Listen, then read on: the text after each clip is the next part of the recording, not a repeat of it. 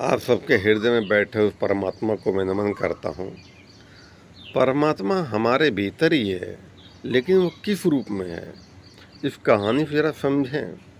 एक आदमी बहुत दिन से भगवान को ढूंढ रहा था, अब भगवान मिल नहीं रहे थे उसको। जगह जगह भटका, जगह जगह गया, तो किसी ने कहा कि महात्मा बुद्ध आए हुए हैं, वो बहुत ज्ञानी इंसान हैं, तो उनको परमात्मा के दर्शन करा देंगे। वो जाता महात्मा बुद्ध के पास, कहने लगे, प्रभु मैं भगवान को ढूंढ रहा हूँ, महात्मा जी मिल नहीं रहे हैं। बुद्ध ने कहा, आपने कहाँ कहाँ ढूंढा उसको? अरे कहीं हर जगह ढूंढा भैया, तीर्थ किया हमने, व्रत किया और तमाम से पूजा पाठ विधियाँ ध्यान सब कुछ किया, लेकिन मुझको मिल नहीं रहा। मैं बड़ा परेशान हूँ, बड़ा उम्मीद लेके मैं आपके पास आया हूँ, मुझे परमात्मा को दिखा दो। तो बुद्ध कहने लगे, मैं तुम्हें दिखा दूंगा, तुम कल 5 बजे मेरे पास आना, मैं तुम्हें दिखा दूंगा। बड़ा खुश होता है, एक आस बनती उसके अंदर, चलो कोई तो मिला उसको, जो है कोई तो मिला। किसी ने दिखाया नहीं उसको, विधि बताई, लेकिन खुद ये कह रहे हैं जहाँ जहाँ वो गया उन्होंने विधि बताई, इस विधि से करो तुमको मिल जाएगा। लेकिन बुद्ध करे, मैं तुमको दिखा दूंगा। बड़ा खुश होता है, घर जाता है बेचारा, और जो है दूसरे दिन 5 बजे आता। तो बुद्ध दूर से देख लेते हैं कि वो आ रहा है, तो अपने कुटिया के बाहर कुछ ढूंढने लगते हैं। उनके चेले कहते हैं कि प्रभु क्या गिर को ढूंढ रहे हैं क्या? बुद्ध बोले, मेरा सफ़ेद मोती गिर गया, मैं ढूंढ रहा हूँ उसको। तो चेले ढूंढने लगते हैं, तब तक वो आ जाता है और कहता है, प्रणाम करता है। तो देखता कुछ ढूंढ रहे हैं, वो बोलता, कुछ ढूंढ रहे हैं आप क्या? तो कहता, मैं आपके पास ज्ञान लेने आया, तो भगवान को देखना चाहता था। तो बुद्ध बोले, मेरा मोती गिर गया है, मैं ढूंढ रहा हूँ, तुम्हें ढूंढवा दो। वो भी ढूंढवाने लगता है, आधा घंटा हो जाता है।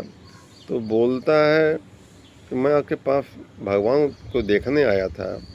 बुद्ध बोलते हैं, मोती मिल जाए तभी भगवान दिखाऊंगा मैं तुमको। फिर ढूंढने लग जाते हैं, भैया रात हो जाती है, दिया लेके ढूंढते हैं। फिर इनके पास आता है, तो कहता है, आप याद करके बताइए मोती गिरा कहाँ पर आपका है? बुद्ध बोलते हैं, मेरा मोती कुटिया के भीतर गिरा है। अब वो तौवा आ जाता है, गुस्सा आ जाता है कि 2 घंटे ढूंढवा रहे हो, मोती है भीतर और ढूंढवा बाहर रहो, कहाँ मिलेगा? तुम्हें खुद ही ज्ञान नहीं है, जो चीज़ भीतर वो बाहर कहाँ मिल सकती? हमें से चूतिया बना रहे हैं आप। बुद्ध बोले, मैं तुमसे यही तो कहना चाहता हूँ, जो भीतर है तुम बाहर कहाँ ढूंढ रहे हो? अपने आप को जानो, तुम उसको जान जाओगे। कहता, मैं अपने आप को जानता हूँ, मेरा ये नाम है, मेरे बाप का ये नाम है, मैं फलानी जगह रहता हूँ, मैं अपने आप को जानता हूँ। बुद्ध बोले, नहीं, अपने आप को जानो। कहने लगे, मतलब समझे नहीं आपका। बुद्ध बोले, इस समय तुम्हारे सबसे करीब कौन है? इस समय तुम्हारे सबसे करीब कौन है? वो बोलते, मेरे सबसे करीब आप हैं। बुद्ध बोले, हमसे करीब कौन है? विचार लगाता है, कहते हैं, आपसे आपके बीच हवा है, हमारे आपके बीच में हवा है, शून्य है। तो बोलते हैं, हवा से करीब तुम्हारे कौन है? शून्य से करीब तुम्हारे कौन है? वो बोलते हैं, मेरा शरीर है। बुद्ध बोलते हैं, शरीर से तुम्हारे करीब कौन है? कह रहा है, महाराज शरीर से करीब मेरी सांसें चल रही हैं, शरीर से करीब मेरी सांसें हैं। बुद्ध बोले, आँख बंद करो और देखो सांस तुम्हारे करीब कौन है। आँख बंद करता है और देखता है, कहता है, मेरी धड़कन चल रही है। सांस रोक दो, धड़कन चलती रहती है। फिर बुद्ध बोले, तुम आँख बंद करो, देखो धड़कन करीब तुम्हारे कौन है। आँख बंद करता है, देखता है, ढूंढता है, कहता है, धड़कन करीब तो मैं ही हूँ। धड़कन करीब तो मैं ही हूँ, जिसको ढूंढ रहा हूँ मैं ही हूँ। जिसको ढूंढने में उम्र भर परेशान हुआ हूँ, जब वो मिला तो बोला, तुम मुझे कहाँ ढूंढता है, मैं तो तू ही हूँ। कबीरदास कहते ना, मुझको कहाँ ढूंढ रे बंदे, मैं तो हूँ तेरे पास में, न मंदिर न मस्जिद न काबा न कैलाश में, खोजी हुई तुरंत मिल जाऊँ मैं एक पल की तलाश में। वही तो है। तो उनको नमन करता है, कहने लगा मुझे अपने में अपने का पता मिल गया। वो परमात्मा अपने भीतर ही है। किस रूप में है? शून्य रूप में, शून्य रूप में है वो। और वो शून्य रूप में हर जगह मौजूद है। चींटी के बिल में कौन देख रहा है उसको? चींटी के बिल में चींटी को कौन देख रहा है? शून्य रूप में ही देख रहा हुआ है।